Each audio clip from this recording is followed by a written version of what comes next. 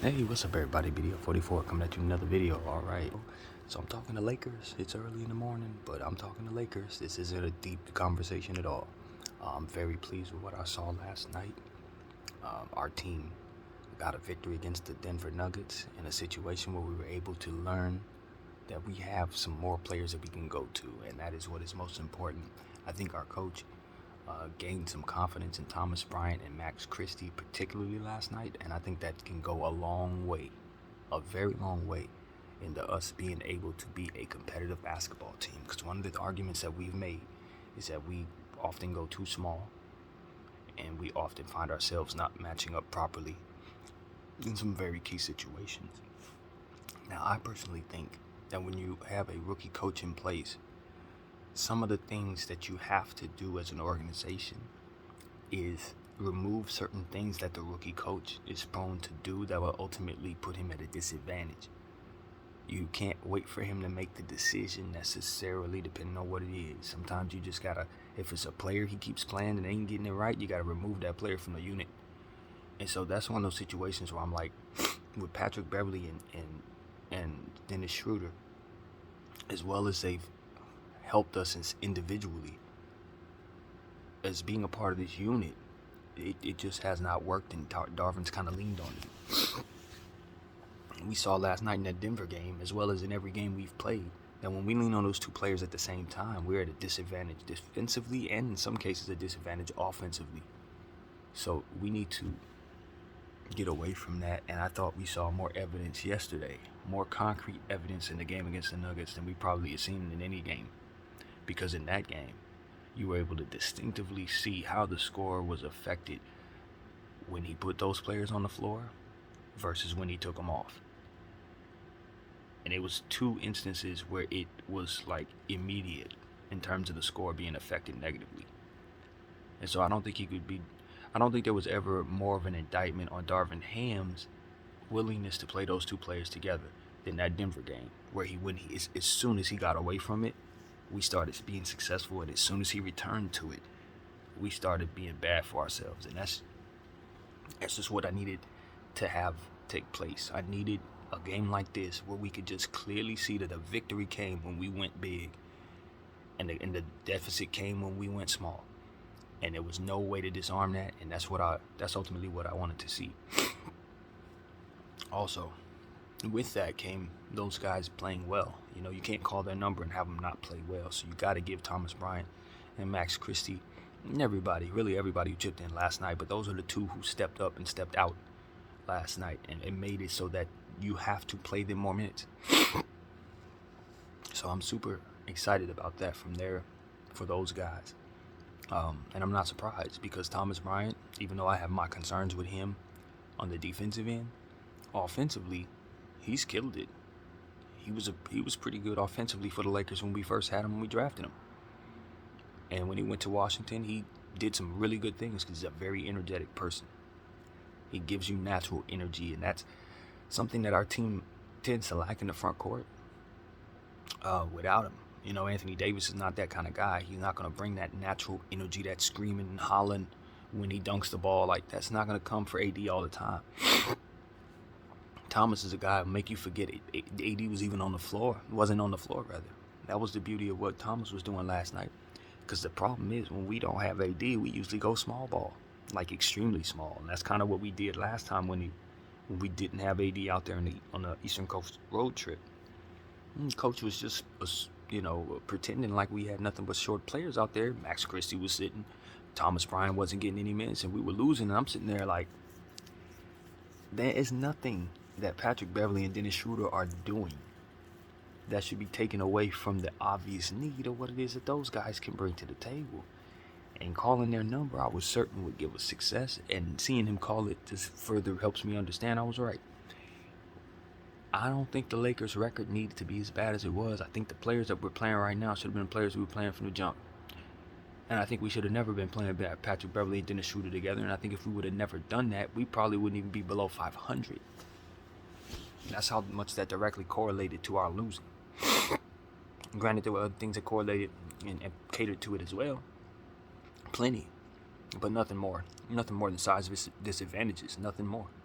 just like last year. It was nothing more than size disadvantages. We put Dwight Howard on the floor and we would rebound, block shots, get easy buckets, score would be nice, and sure enough, we would see that and then turn around and ignore that. And my thing was, there's nothing logical about this other than the fact that you need to do it for politics. And you continue to see something fail, and you continue to see the opposite of it work, but you continue to go towards what fails. I mean, it's just, obviously someone has told you that that's what you need to be doing regardless of what the result is, and I'm going to always speak against that because I don't like losing. I don't like losing when I don't have my pick for the upcoming season to tank for any reason. If I don't have that pick, then I want to win every game I'm in. Or I at least want to see my team work against their own tendencies and make me happy by the end of the game if we happen to go up against a team that we cannot beat. So that's just where I'm looking at the Los Angeles Lakers heading into the new calendar year, and I'm just saying we need to be better on the road as we're approaching this next road trip. We need to play our bigger guys, man. We need to stop shooting ourselves in the foot by giving ourselves a purposeful size disadvantage just so that we can exploit the strengths of those players when we're not actually effectively doing so. And it's like the 4-on-5 aspect of it. If Dennis Schroeder was a bit better defensively, if Patrick Beverley was more consistent and more of a factor scoring the ball. See, it's not just, when I look at him down there, what I found out is when I challenged him to score the ball, it worked because he's scoring the ball. It's like, obviously he's learning that there's certain things he could do to effectively put points on the board. He can hit his corner threes. You know what I mean? He can go and attack for a couple layups, try to get to the line. There are things he can do, even though he's at an inherited disadvantage scoring the ball. There are ways he can definitely be effective, but the problem is, even the plays he's not involved in, as to where even the plays he's not shooting the ball, but he happens to get the ball and he works it around and passes it around. What ends up happening when the ball gets to him is that the play ends up becoming a dead play because he's such a small player and easy to guard to where he can get trapped easy. So what I'm also finding is that he'll be working the ball around comfortably on the offensive end and won't even be looking to score. But the defense will force him into positions to where it's hard for him to move the ball. It's hard for him to do anything but attack, as to which he's going to fail to attack. So they're kind of coercing him into being a scorer when he's on the floor. And as a result, he's attempting shots he can't make. It's sort of like what we saw in against us in the overtime with Boston when they were forcing Russell Westbrook to shoot the three and packing the paint. It's sort of like, it's almost like that when Patrick Beverley's on the floor against certain teams. It's like they're able to make the plays less effective even when he's not looking to finish them themselves. It's like the play slows down, the play gets botched up. We have to end up like finding ourselves trying to make up for what it is he can't do. He'll find himself in positions to where we'll work a play around to where a regular, player will then attempt a shot. He's not going to attempt the shot that we work for him. He'll be under the basket for a layup, and because he can't hit it with his angle, because his body won't allow him to attempt a shot against his defensive player, he'll keep on dribbling after the shot has been created. He'll keep on dribbling instead of, looking for an even better shot after the shot that he needed to take is passed up. It's like, these are the type of offensive occurrences that lead to lost possessions, that ultimately lead to what it is that we're referring to. It ain't as simple as him just not hitting shots. It's what happens to the plays that he's a part of just in general. They just get botched. And so that's something I want to point out. It's like, it's far too often do we see that. You know what I'm saying? As to where a guy like,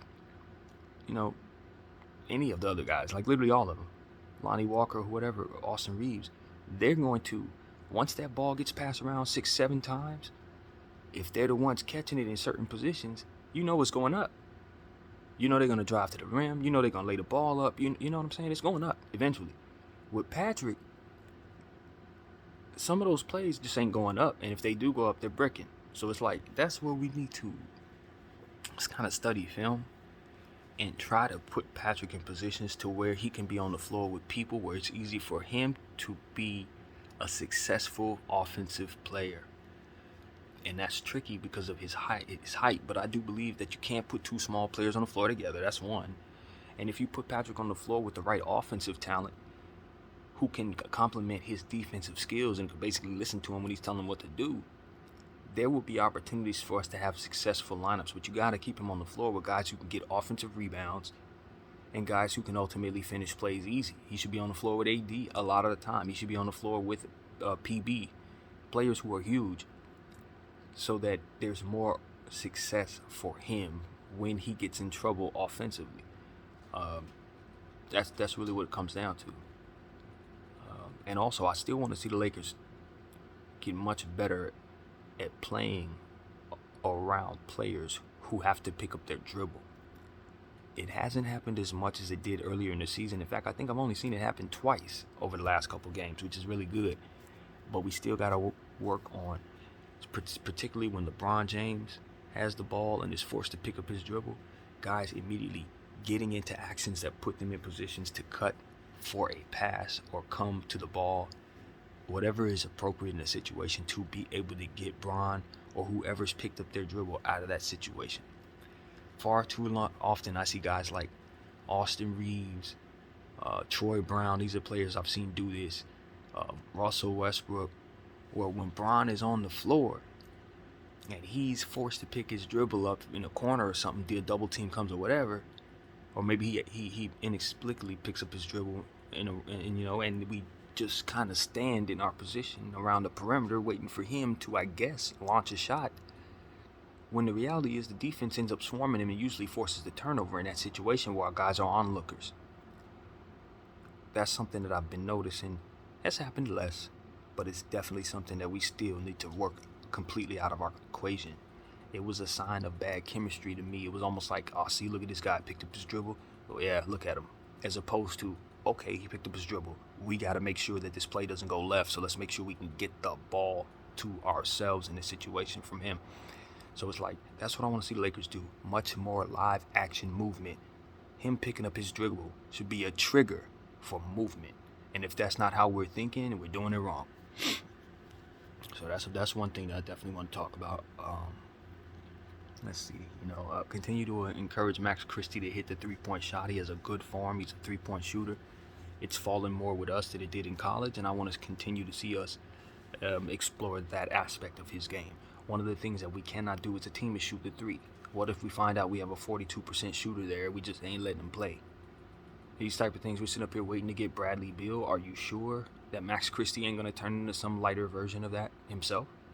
I don't know, but if you don't give him the minutes and empower him to shoot those shots, I can tell you for certain he will not. And so these are the type of things I want our organization to open our minds to. I don't want us to overpay for a guy who's already established. I really legitimately think some of these young players can hit those exact same shots, and I do believe that we might have one on our team right now. And what I saw last night was a guy who scored the ball for us, who rebounded the ball for us, and who essentially was guarding people and making it so that they couldn't score very much over him. And so, like I said, when you look at that piece, you look at Austin Reeves, who's pretty good at that kind of stuff. You look at Wenyen Gabriel, who's pretty good at that stuff. Now you start seeing pieces that the Lakers have in place that they need to circle on their roster sheet as players that they want back next season and the season following. These are mainstay, culture-building role players that we have in place that can help us on both sides of the floor, who have a high basketball IQ and good enough size to rotate and switch everything. These are players that you do not trade to get better. These are players that you do not trade to make your cap situation better. These are players that you make sure do not play for another team for a very long time. That's exactly who those players are. Wenyen Gabriel, Austin Reeves, and Max Christie. Those are the three. Those are the three. Do not move them. So that's what I got to say, man. I mean, I can see it. When guys are good at 50-50 balls, they get offensive rebounds, they are active defensively, and they can hit the three-point shot. All of these different skill sets are skill sets that the entire league needs at a discount. You have all three of them on a discount. Know what you have and do not let it go. Least of all for no damn superstar. Made that mistake with Kyle Kuzma and KCP, and what do we bring back? A superstar who's barely playing well 5 minutes before it's time for him to leave. do understand this. That Russell Westbrook trade was a failure. Why? Because he's only played good ball from this point on. And we've had him for a year and a half. That's not a good trade. He's going to be leaving, expiring contract right now. He just started playing well. We got a half a good season out of Russell Westbrook and a season and a half of bad out of him. That ain't a good trade for what it is we gave up. It ain't. Now, if he was on a contract worth 4 years and we could see him getting better from here, then you're like, all right, the fullness of that contract is him playing 3 years great and 1 year bad. But that ain't what this is. He's expiring right now. We let him work his jitters out. Stop being bad in our uniform just in time for him to leave. Then we traded away all that stuff to get him to do that. It's like, no, let's learn from that decision, see it as something that maybe we could have did differently, and then value what we have this time and not do that again for Bradley Beal or Damian Lillard or someone else. Don't. Value these role players, because these are the role players that are going to keep whatever star you have in place winning. Winning. As simple as that. If you don't have these type of guys around them, they ain't doing nothing. So that's what I see there. I see mainstay Los Angeles homegrown Lakers. That's what I see. Guys that have been in our uniform since they were youngsters or drafted here, and guys that we should never let go. Those three right there. So that's my point of view, man. I value role players heavily, man. We had our great role players on this team, and we turned them into Michael Cooper. We turned them into Byron Scott. We turned them into Derek Fisher. We turned them into Rick Fox. We turned them into Robert Horry. Well, Robert Horry's already established, I gotta admit. But nevertheless, these guys, like, they became who we knew them to be in our uniform, and it's because we gave them opportunities. You know, Trevor Ariza, you know, and other guys as well. You just got to trust professionals to be professionals. And when they're in the NBA, they're good enough to do at least what their strong suits are. So we just gotta get wise enough to put them in positions to do what it is that they do well. And if they can't get that done on our team, then we need to trade them to teams that allow them to be exploited in that positive way, for players that we can use in that positive way. And that's how you have to do it. There's no reason for us to be running around with extra talented players like Dennis Schroeder, who we can't use properly, when we can trade him for another contract similar to his for a player that we can use properly. I mean, it's just that simple. And now that the 15th has passed, I do expect the Lakers to do some variation of that. I don't expect us to turn in our 2 picks, turning in Westbrook into Kyrie Irving. We saw Kyrie hit the game winner last night for the Brooklyn Nets. I'm pretty certain he ain't moving. I wouldn't even advise them to move him at this point. I really wouldn't. So I don't expect that that's where we're headed. But what I can say is the Lakers do need to take those 2 picks and assess if they want to invest in this year's roster. You know, because at the end of the day, we do have some holes in this roster. This team can do big things if you get them the right pieces. And some of these pieces can be retraded once we continue to do what it is that we're trying to do. Some of these guys we do want to see on our team in the future, so we don't have to look for certain things we already have. So these are the type of things that we didn't necessarily know for certain at the beginning of the season. But halfway through the season, we're pretty certain that 3 of these players are Lakers for real, and we do not want our team to shop them. Not if they know what they're doing. So that is something that was on my mind early. I've been happy with LeBron James and how he's been playing over the last couple of games, even though he didn't have the greatest Celtic game as we know. I thought he handled that Nuggets game very well, and I thought it was a recipe for success for us to have him be a decoy. You know, some games get lost to be a role player because that is we're hiding him. That's what we're doing. We are hiding LeBron James. We are acting like he's washed king. We want the league to believe that he's more washed than he is. We want them to think of him like James Harden last year, to the point where they think he has to adjust his game so much because he can't do the things he used to be able to do. And when they settle into that understanding, he's going to go on one of those tears that he goes on. And he's going to be a top 3 player in the league, doing it against half the defense that he's normally used to going to, because all of the focal point energy will be on Anthony Davis and the other role players who are starting to ascend. He'll just be a glorified role player, pretending to be insecure about the situation, waiting for an opportunity to pounce, and destroy teams that are not looking for him to do so. This is what we're looking for him to become. A glorified Trojan horse. Somebody they think is washed, and somebody who's going to wash them up because of it. So I want Bron to keep on playing decoy, even if it's costing us possessions here and there. Pass up shots, act like you're more tired than you are, all that. We want these guys to think you are done. And then we want you to come into the arena and score 50 on them that day. And we know you'll be able to, because we know your skill set is not determined by your physicality or none of that. It's not. It's determined by your brain and how well you're managing things that are technical. And as long as LeBron James is focusing on those technical things, he's going to out-strategize these other guys. And these other teams, I've noticed a good portion of the NBA, they are not playing smart basketball.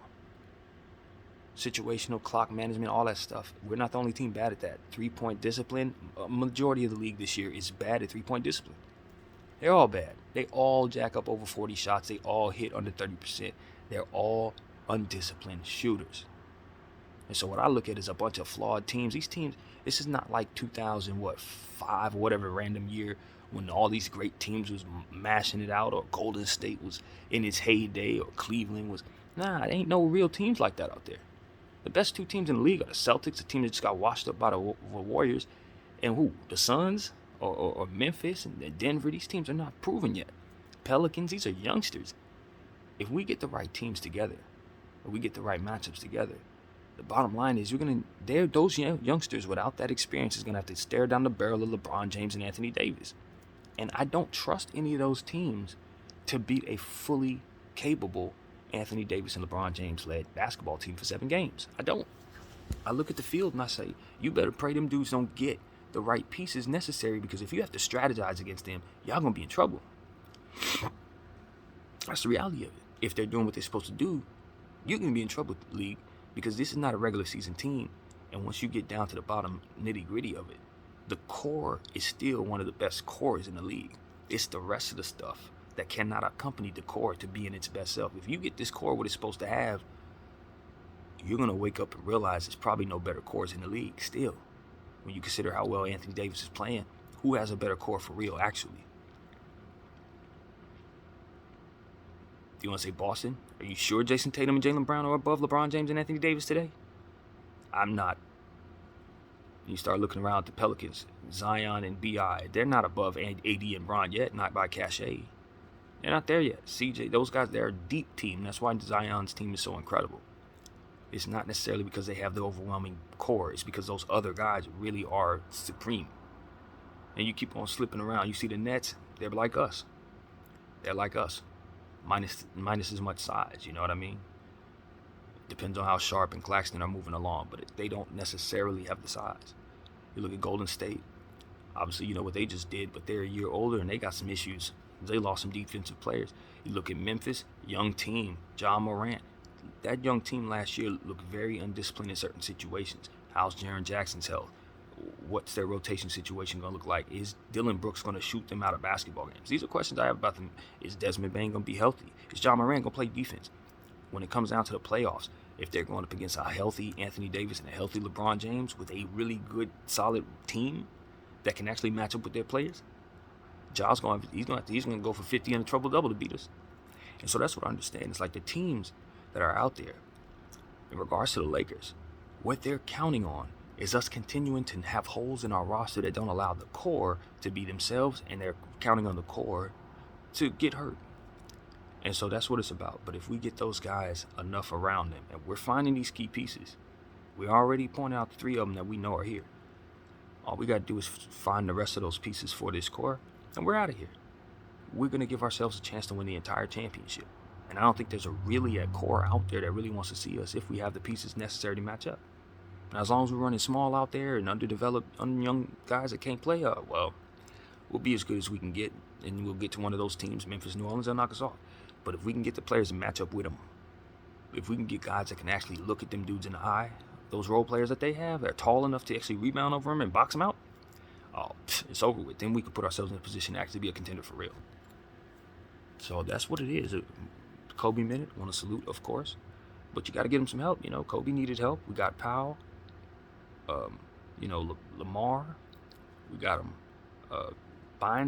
Powell, Lamar, Bynum. I mean, you got to get the guy some size. You got to get Bron his guys, You got to get AD his guys. So that's really what it's about. I want to see the Lakers continue to strategize ways of making this roster better.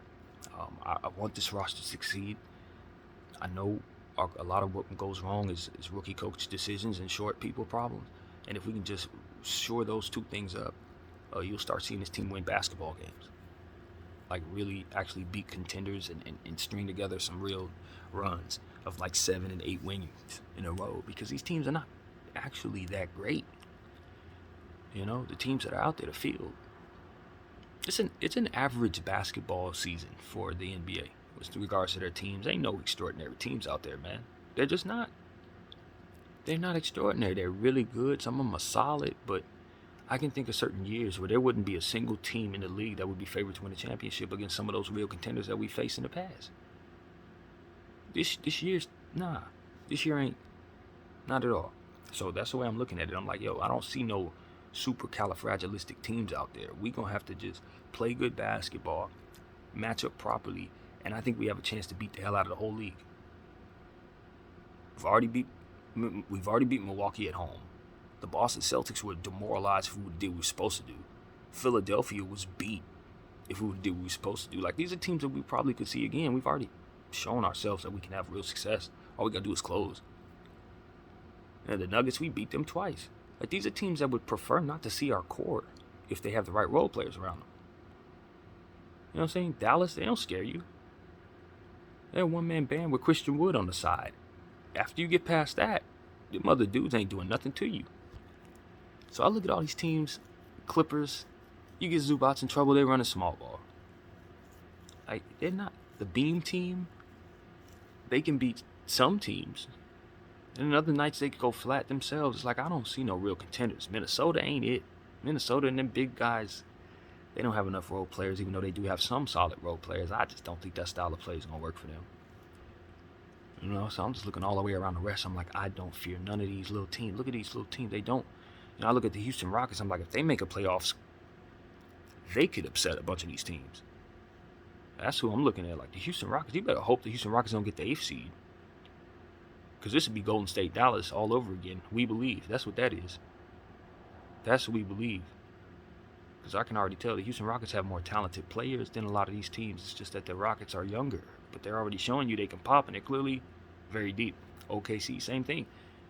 Some of those teams that we've been mentioning, they don't want to see those two teams in a 7-game series. They don't. Those teams are deeper than them. Those teams got younger players than them. Those teams got more athletic players than them. That's what I'm saying. This season, where we are right now, the Memphises, the Denvers, New Orleans, I think those teams could stay at the top.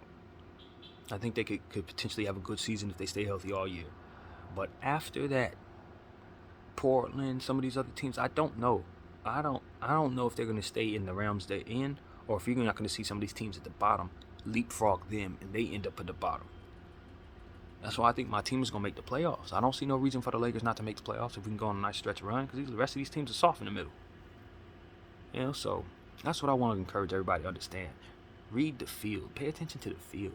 Because while we're chasing perfection, what we're going to find out is the more and more we work on our tendencies and the more this schedule gets easy, the more and more we're going to realize that most of these other teams are not doing that themselves. They're not. They think about tanking. They thinking about politic ball. They think about all that other stuff that they want to do, shooting threes all day. The era we're in is not the greatest basketball IQ era. So if we're enacting our basketball IQ to its highest level and matching up properly, I think we will overachieve just by default. That's essentially what I'm trying to tell everybody. So keep believing, you guys. We don't have to be perfect. We just got to be better than everybody else. That's what I got to say. My name is BDF44. I thank you all for watching.